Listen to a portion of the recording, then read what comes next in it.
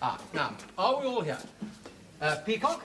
Present. Granger? Present. Slocombe? I'm here. Just say present. Well, if I'm here, I must be present, mustn't I? Humphries? Present and correct. Brahms? Here. Lucas? Present!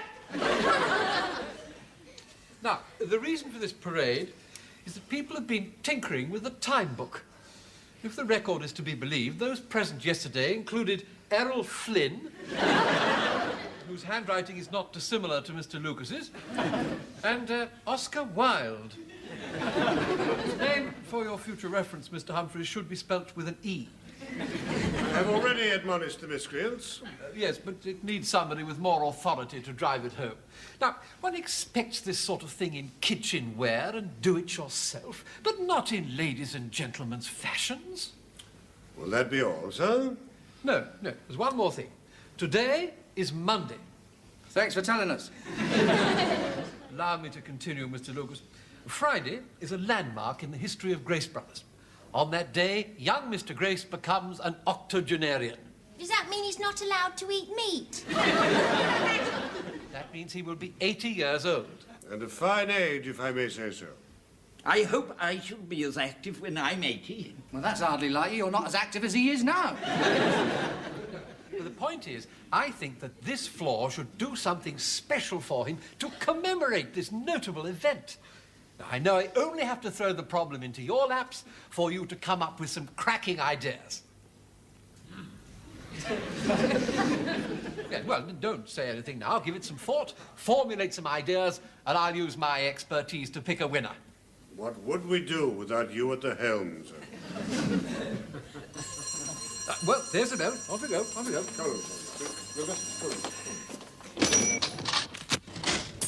£15. Is that your commission? Yeah. What did you do this week? 4 vests, 1 pair of gloves, 1 Bermuda shorts, and a returned overcoat. At this rate, I'd do better to leave and live on assistance. If you don't improve on that, you better. Yeah, there's a customer. Go on, let me have him. Well, by rights, as your senior, I should have him, but your story has touched my heart, so go on, you can have him. Good morning, sir. Can I help you? I'd like a handkerchief, please. It's my luck, isn't it? Thank you for your custom, madam. Now, in this bag, we have the Scarlet Undie Fun set, consisting of mini bra, waspy corset, can-can pants, suspender belt, and, of course, the black stockings. There we are. And in this bag, we have the same in fluorescent green. Will madam be requiring a bill? Oh, yes, for my income tax. I use them for my business. Oh, what sort of business are you in? That'll do, Miss Brown. There you are, madam. Merci. Bon chance. Bye-bye. That dog looked awfully tired to me. I expect it does a lot of walking. Well, that's not a bad sale. Over 60 quid. That's just over £3 commission. That's more than I've done all week. Oh, well, when I retire, you'll be the senior, and then you'll have first crack of the whip. But that means wait until you're 60. Blimey, that's... Be careful how you add up, Miss Brown. Why, that's almost 30 years. Now, you're flattering me just a teeny bit. But you're a bright girl. Oh, good morning, sir. Can I help you? Do you sell fur coats? Well, yes, we have quite a large range. Good. As a matter of fact, I want 2. 1 for my wife and 1 for a friend. I'll just get my junior to get the rail. Did you hear that? He wants 2 fur coats. You can't put a foot wrong, can you? Look, I'll tell you what. Since you've been so nice to me, I'll split this sale with you. I'll take the commission on the wife's coat, and you can have commission on her friend's. Oh, thanks. About what price range did you have in mind, sir? Well, in my wife's case, about £200. Oh, what a nice present. Can I have the key, Mrs. Slocombe? We have to take precautions with luxury merchandise. There's a lot of nicking goes on.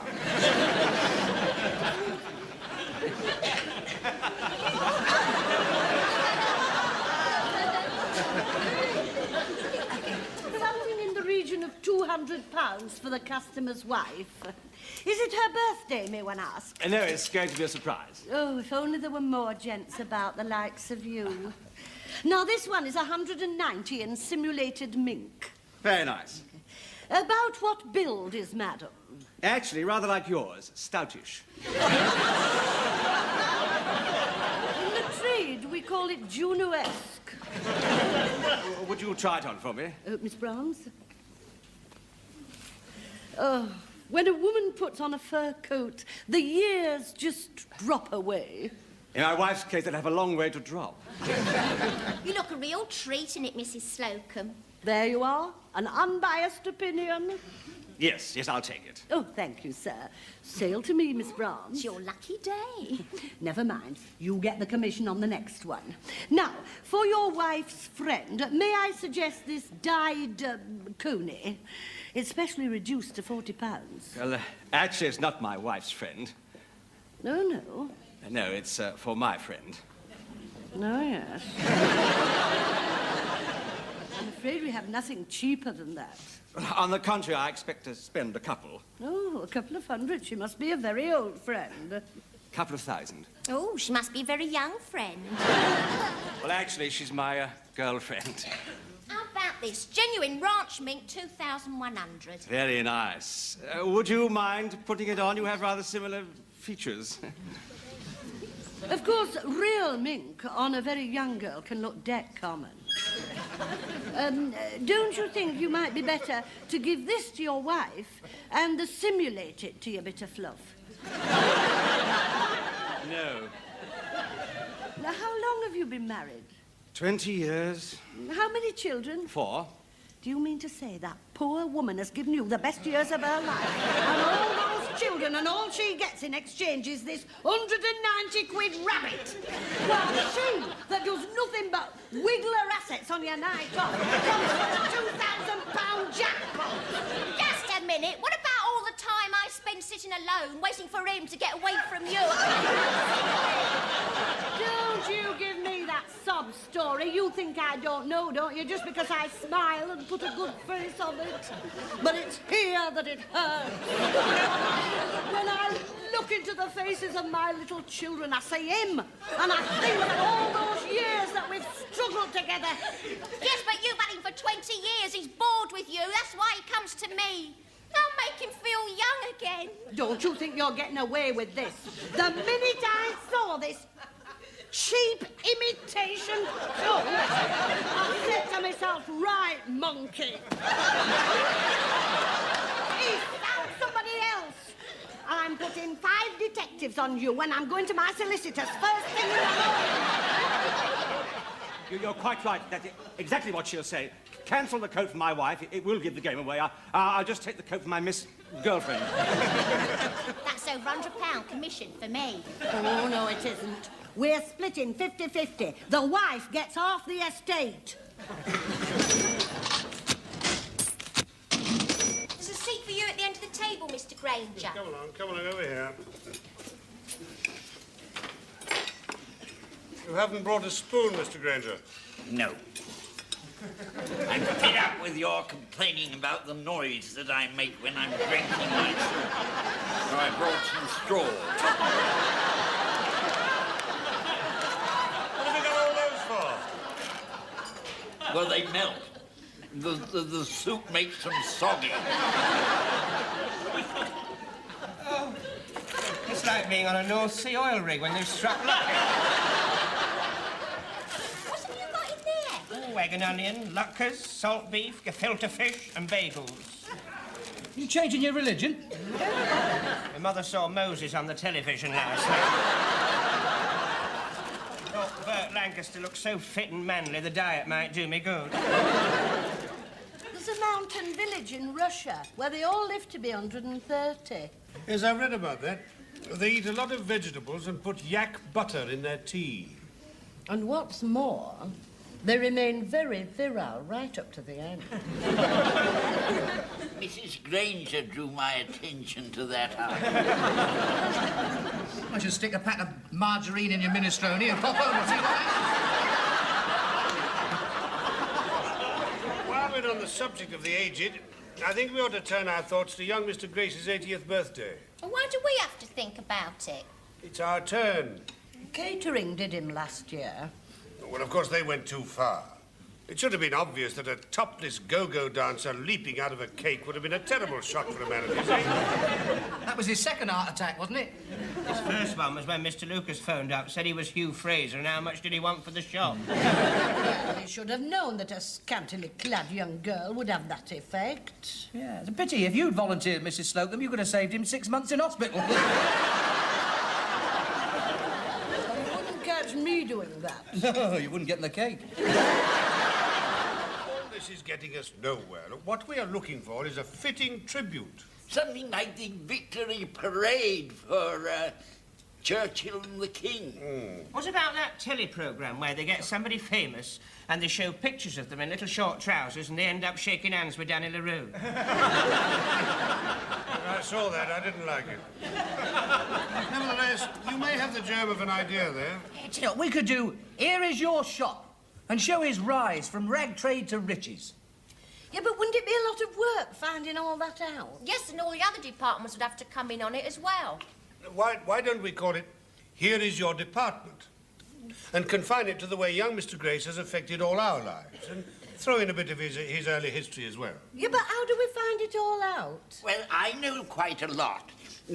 I met him one day in 1926 on a bus when his car had broken down. Oh, yeah. I can see it all now.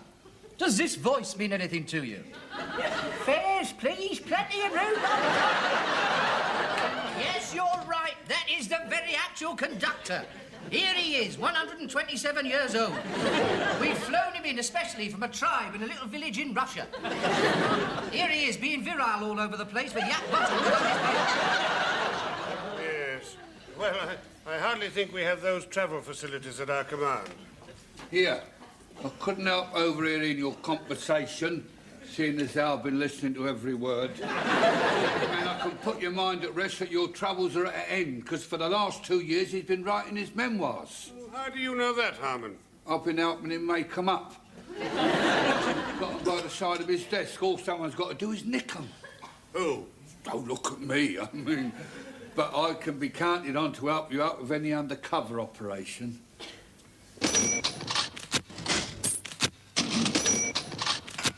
I thought you were supposed to be the one undercover. Shut up. There you are, Mr. Grace. Your tea. Oh, Mr. Harmon, you've forgotten the biscuit. Oh, sorry.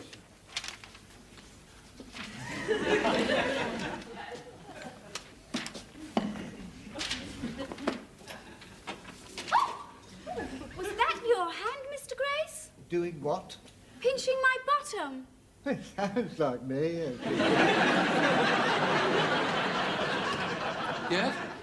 Good, good. Well, start Mr. Grace towards the lift in 1 minute.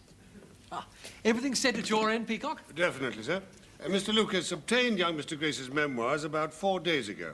And he tells me that he's managed to unearth some magnificent background material with particular emphasis on the way young Mr. Grace has affected the lives of the members of this department. Well, young Mr. Grace will be coming up from the bargain basement.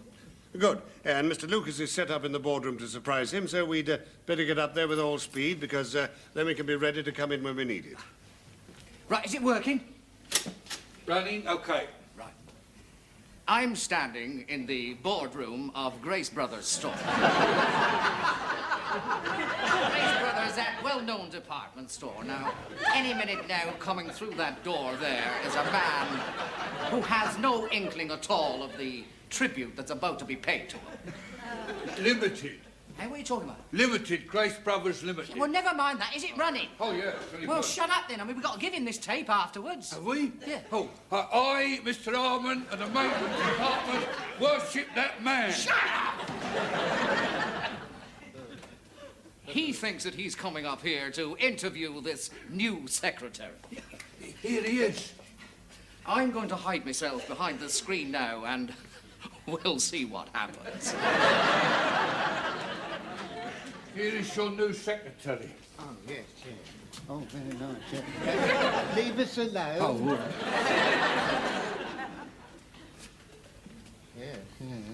you're a pretty little thing, aren't you? Well, my shorthand speed is 120, and my typing is 60. Yeah, very good. Never mind about that. Well, what are your measurements? Well, 38, 22, 36. Yeah, you've got the job. No, Mr. Grace, I'm sorry to disappoint you, but this is not a real secretary at all. No, this girl is just a decoy brought here for one reason only. Blackmail?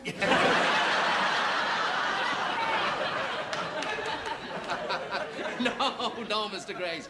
So that we can pay a tribute to you of your achievements. Mr. Grace, here is your department.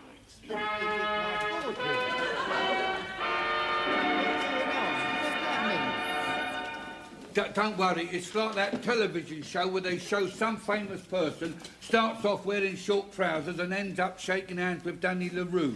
Yeah, I saw that. Didn't like it. Our story begins in a humble back street in the East End of London in the year 1897. Here lived Henry Grace and his wife, Ethel. To this devoted couple was born a bouncing baby boy. Although born of a long line of cobblers, destiny had ordained a different fate for this wee lad. Not for him the cobbler's last. Now, he was impatient to get away from his environment. I'm not surprised those fur rugs tickle something off. And from this humble home, he went to this humble school. Now, standing there as that pinch-faced urchin there, Mr. Grace. Now, what thoughts were passing through your mind? I mean, did you have any idea that one day you'd become a millionaire? Well, no, my braces had bust and I was keeping the trousers. Yes, no doubt. No, little did you know what an important part trousers were going to play in your life. But that is still in the future. Leaving your school, you obtained a job which straight away made you stand apart from your fellow man. Yes, you became an apprentice haddock filleter. I think it would make him stand apart. All day long, you wielded your filleting knife, and would you believe it, Mr. Grace, we have found in Grace Brothers' kitchen this very knife, which is almost identical to something very similar. Very glamorous job, you know. My friend used to call me fish fingers. But soon those fish fingers were to be pushing your very own fish barrel. And little did you know that in Folkestone, where some of that fish probably came from, a pram was being pushed along a not so very different street. And in that pram was none other than Mr. Ernest Granger. Small world, isn't it? And here is a picture of that very pram with that very Granger in it. And here, believe it or not, to greet you in person, all the way from the first floor, is Mr. Ernest Granger.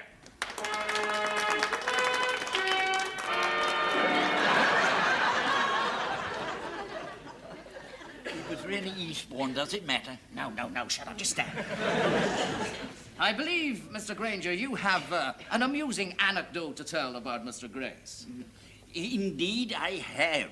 Yes, it was in 1926.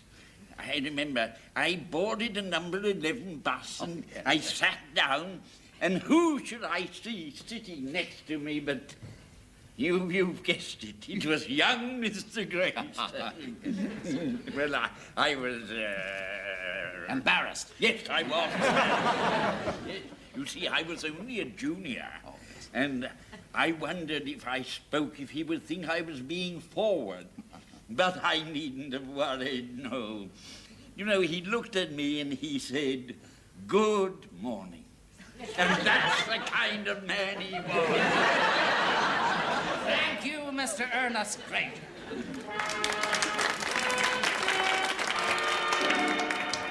That was very touching, Mr. Granger. But we have jumped ahead in our story. Now, no sooner have you established yourself as an itinerant purveyor of filleted fish when the war clouds gather, without hesitation, you answer your country's call.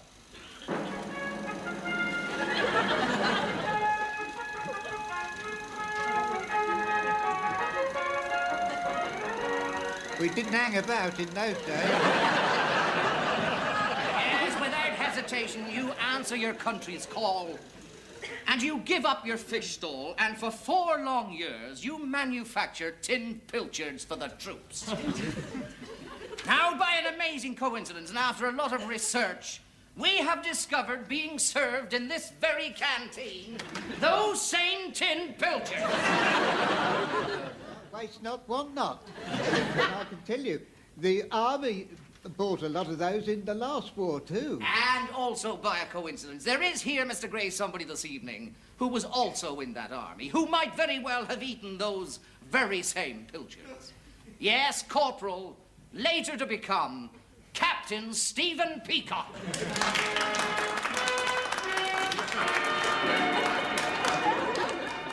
I believe Captain Peacock has an amusing anecdote. Oh, yes, indeed I have, yes. I well recall one cruel January morning. I just missed my bus, and I was standing there blowing into my gloves to bring the circulation back to my hands, when a large Rolls-Royce drew up beside me. The door opened, and there sat young Mr. Grace, beckoning to me. Forfeiting my place in the queue, I went across to him. "Don't worry," he said, "there'll be another one along in a minute." And with a cheery wave, he slammed the door and drove off. That's how I shall always remember Mr. Grace. Never too busy to stop and give a word of hope and encouragement. Thank you, Captain Stephen Peacock.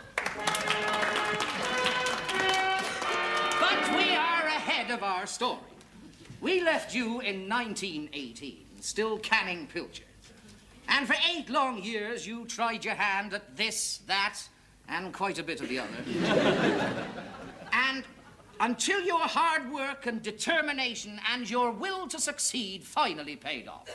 Yes, a remote uncle left you Grace Brothers in his will. That was in the year 1926. By a coincidence almost beyond belief, this very same actual year marked the birth of none other than Rachel Yiddle. Yes. I see surprise and bewilderment chase across your face. Well, perhaps this photograph will help you. Yes, you've guessed it. Miss Rachel Yiddle, later to become Mrs. Slocombe.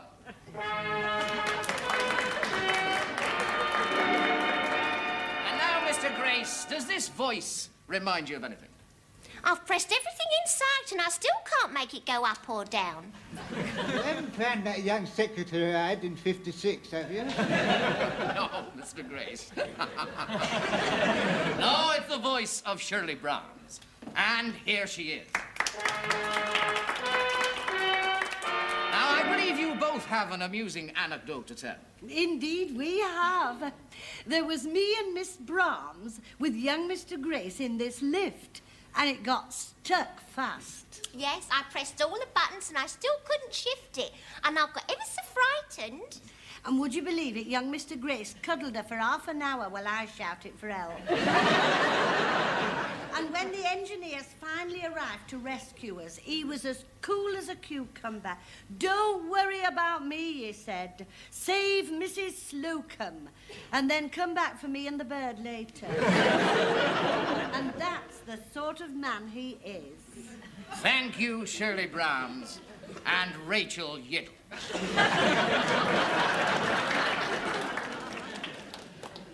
So, as you can see, Mr. Grace, the long arm of coincidence has always played a great part in your life. But we can't go, we can't leave without one final coincidence. That'll be down in the room.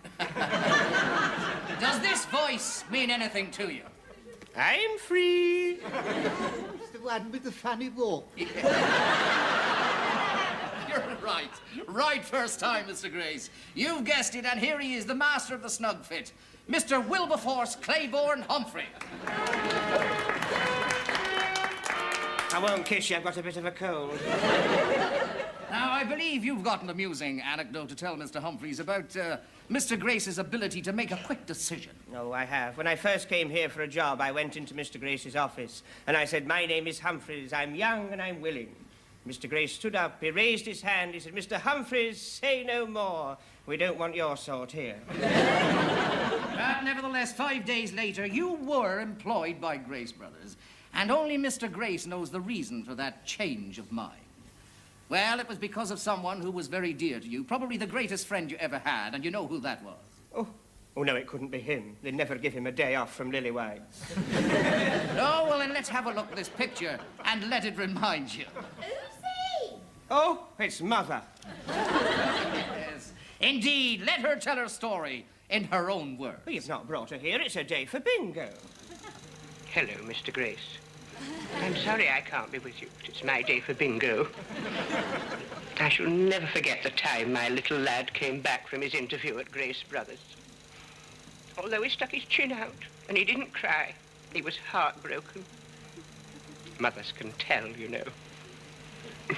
Later that night, I peeked in on him.